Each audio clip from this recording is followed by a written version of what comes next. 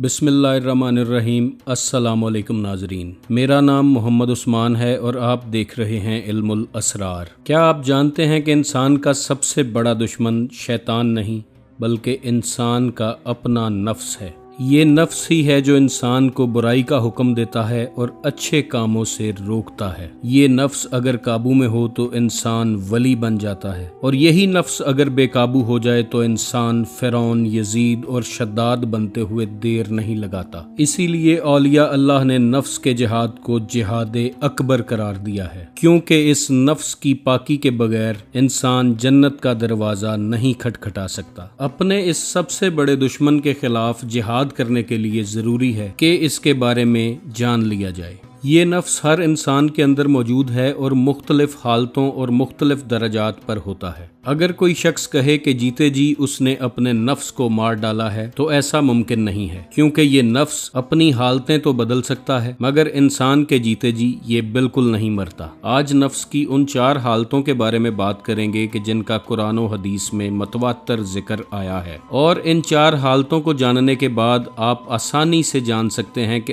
आपका नफ्स किस हालत में और किस दर्जे पर फाइज है। ये वीडियो इंतहाई इंफॉर्मेटिव होने वाली है। वीडियो को आखिर तक देखिएगा, पसंद आए तो इसे लाइक कीजिएगा, शेयर कीजिएगा और चैनल को सब्सक्राइब कीजिएगा ताकि आपका और हमारा राब्ता बना रहे। नाजरीन, इंसान 3 चीजों का मुरक्कब है, बॉडी, सोल एंड स्पिरिट्स। जिस्म का ताल्लुक इस मादी जहान से है और जब रूह जिस्म को छोड़ जाती है तो ये जिस्म मिट्टी में चला जाता है। इस जिस्म में जो रूह है वो अल्लाह की तरफ से ही आई है और अल्लाह की तरफ ही लौट जाती है, और स्पिरिट्स वो लताइफ हैं जो दूसरी दुनियाओं के रास्ते हैं और इंसान के जिस्म में खुफिया रखे गए हैं। इन लताइफ को जगाने या उजागर करने के लिए मुख्तलिफ मकतब फिक्र में मुख्तलिफ तरीके बताए जाते हैं। इन तरीकों पर चलते हुए इंसान अपने कल्ब, रूह, सिरी, खफी, अख्फा और अना को एक्टिवेट कर सकता है। जब ये स्पिरिट्स एक्टिवेट होती हैं तो इंसान का राब्ता ऐसी मखलूकात और ऐसे जहानों से कायम हो जाता है जो आम इंसान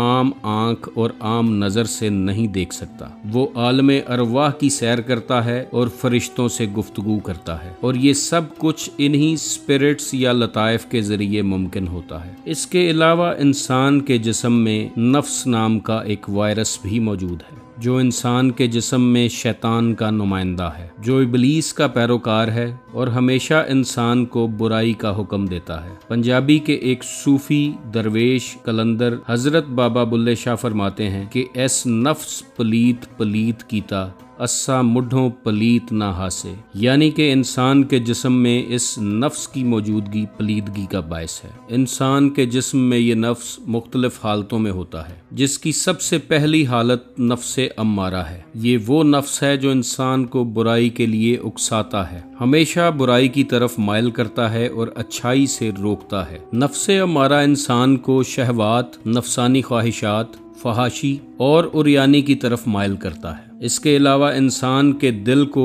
दुनियावी ख्वाहिशात से भर देता है। एक ख्वाहिश पूरी होती है तो दूसरी ख्वाहिश जगा देता है। एक मंजिल हासिल होती है तो दूसरी मंजिल का रास्ता दिखा देता है, यानी ये दुनियावी ख्वाहिशात का सिलसिला खत्म होने नहीं देता। इसके बारे में कुरान की सूरह यूसुफ में फरमाया गया है, बेशक नफ्स तो बुराई का बहुत हुक्म देने वाला है मगर जिस पर मेरा रब रहम करे। इसके बारे में इमाम जाफर सादिक अलैहिस्सलाम ने फरमाया कि नफ्से अम्मारा दुश्मन इंसान है, अगर तुम इस पर काबू ना पाओ तो ये तुम्हें हलाकत तक ले जाएगा। नफ्स की दूसरी हालत नफ्से लवामा है, यानी कि मलामत करने वाला नफ्स। जब इंसान का नफ्स इस दर्जे पर फायज होता है तो इंसान को गुनाह के बाद मलामत होती है। वो अपने गुनाह पर शर्मसार होता है, उसका ज़मीर उसे झंझोड़ने लगता है और वो गुनाह के बाद पछताता है और अल्लाह के हुजूर तौबा करता है। नफ्स की ये हालत इंसान का निजात की तरफ पहला कदम है। इस नफ्से लवामा के बारे में अल्लाह ताला सूरह क़यामा में इरशाद फरमाता है, और मैं कसम खाता हूँ मलामत करने वाले नफ्स की।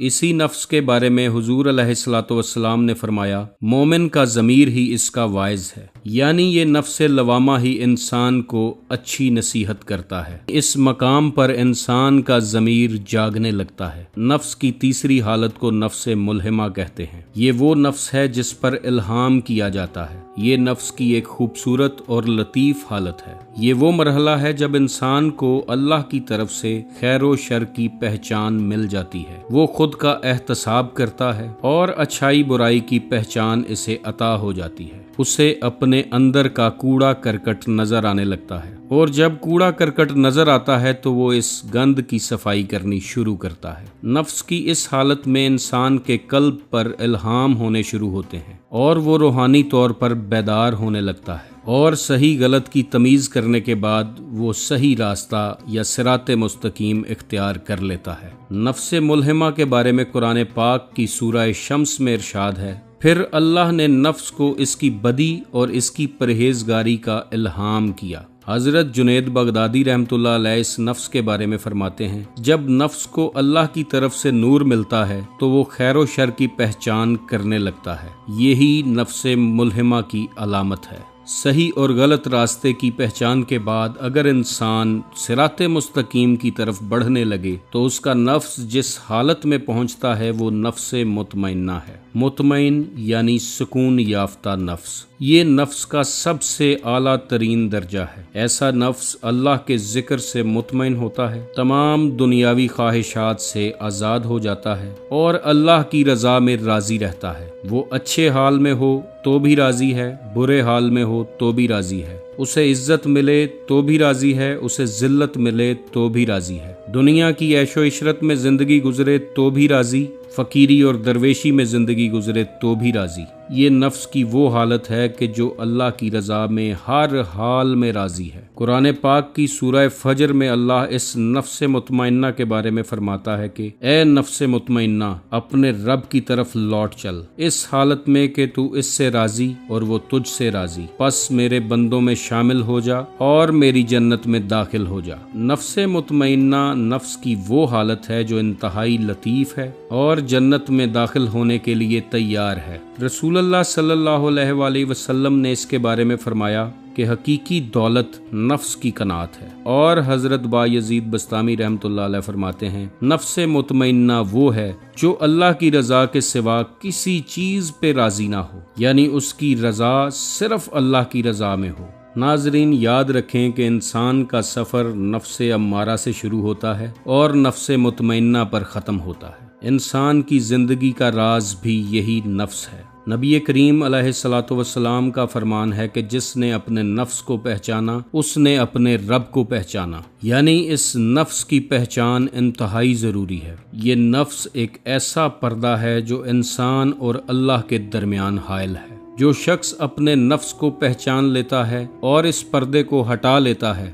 वो शरीयत, तरीकत, हकीकत और मार्फत की सीढ़ियाँ चढ़ता चढ़ता एक दिन दीदारे इलाही तक पहुँच जाता है। इमाम जाफर सादिक अलैहिस्सलाम फरमाते हैं कि तुम्हारे सब दुश्मनों में से सबसे बड़ा दुश्मन तुम्हारा अपना नफ्स है जो तुम्हारे पहलू में है। हजरत अली अलैहिस्सलाम ने इस नफ्स के बारे में फरमाया कि जिसने अपने नफ्स पर काबू पा लिया इसने सबसे बड़ी फतेह हासिल कर ली। नफ्से अम्मारा से लेकर नफ्से मुतमइन्ना तक जाना एक रूहानी सफ़र है जो हर इंसान के लिए है। जो लोग मुजाहिदा करते हैं, औलिया अल्लाह की सोहबत इख्तियार करते हैं, ज़िक्र व अज़कार की महफ़िलें मुनक्किद करते हैं, हजूम में और तन्हाई में अल्लाह का जिक्र करते रहते हैं, वो एक दिन नफ्से अम्मारा से निकलकर नफ्से मुतमइन्ना तक पहुँच ही जाते हैं और अल्लाह के ख़ास कुर्ब के हकदार बन जाते हैं। इस नफ्स को आप कभी कत्ल नहीं कर सकते, लेकिन इसको अल्लाह के नूर से नूरी ज़रूर किया जा सकता है। नफ्स को पाक करने के लिए जो जो मुजाहिदे किए जाते हैं इनका जिक्र आने वाली वीडियोस में करेंगे, क्योंकि नफ्स को जान लेने के बाद इस पर काम करना और इसे नूरे इलाही से सरशार करना इंतहाई ज़रूरी है। ये वो काम है जिसके लिए इंसान को इस दुनिया में भेजा गया है। एक हदीस मुबारका में आया है कि अक्लमंद वो है जो अपने नफ्स का मुहासबा करे और मौत के बाद की तैयारी करे, यानी कि नफ्स का मुहासबा ही असल आखिरत की तैयारी है। हज़रत हसन बसरी रहमतुल्लाह अलैह फरमाते हैं कि नफ्स की मिसाल एक बच्चे की तरह है। जब तक इसे माँ खुद दूध नहीं छुड़वाती ये खुद कभी नहीं छोड़ता। और हजरत बायजीद बस्तामी रहमतुल्लाह अलैह ने फरमाया, जब तक तुम अपने नफ्स को मलामत ना करो तुम अल्लाह तक हरगिज नहीं पहुंच सकते। यानी कि ये नफ्स इंसान और अल्लाह के दरमियान एक दीवार है। अगर कोई इस दीवार को गिराने में कामयाब हो गया तो वही बारगाहे इलाही तक पहुंचेगा।